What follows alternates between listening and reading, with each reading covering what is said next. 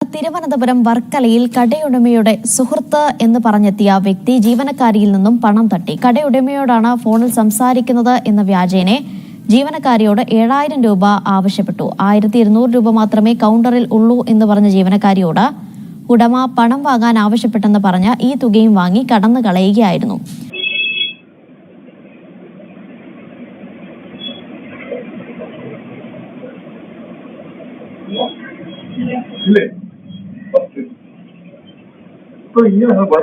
വർക്കല ഇലകമൺ സ്വദേശി ബിജോയ് രാജേന്ദ്രന്റെ ഉടമസ്ഥതയിലുള്ള ജ്യൂസ് പാർലറിലാണ് തട്ടിപ്പ് നടന്നത്. ഉടമ കയറി വന്നായിരുന്നു. അപ്പൊ മുതലാളി എന്നാന്ന് കേട്ടായിരുന്നു. അപ്പൊ ഞാൻ പറഞ്ഞു ഇല്ല, വീട്ടിൽ പോയേക്കുന്നു.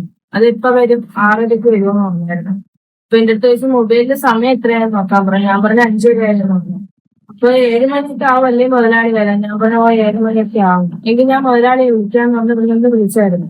അത് നീ എവിടെയാണ് നിൽക്കുന്ന എന്ന് പറഞ്ഞിട്ട് അത് ഞാന് കുഞ്ഞുമോനെന്ന് പറയുന്ന ഒരാള് പൈസ കൊണ്ടുവരും. അപ്പൊ ഇയാളെ മേടിച്ചു വെക്കുമെന്ന് കേട്ടോ. അപ്പൊ ഞാൻ പറഞ്ഞു മേടിക്കാൻ പോകും.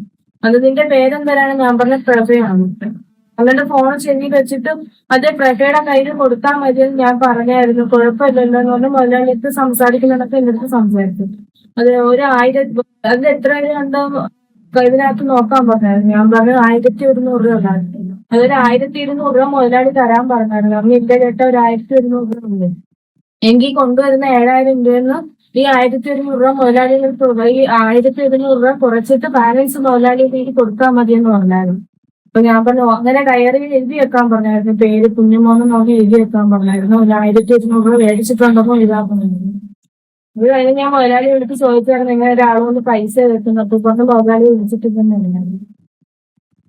തട്ടിപ്പാണെന്ന് മനസ്സിലായി.